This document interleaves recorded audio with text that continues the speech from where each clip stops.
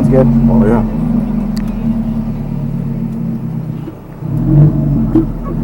Stay on course this time. Yes, sir. That's what you get for letting an Italian car on track.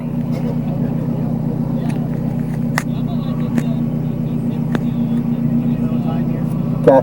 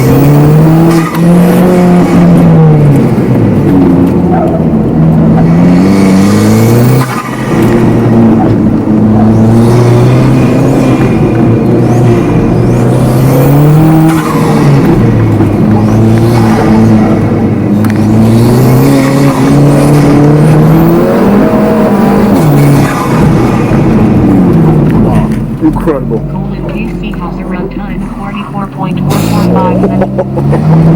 Now doing it. How is it?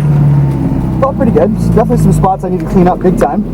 But for a first run, I feel like confident with the course, so that's good. Yeah. Yeah, there's still a few more seconds in the car for sure. A lot of corners there, I was like late on throttle and my line was off, all kinds of stuff. But the arc, yeah.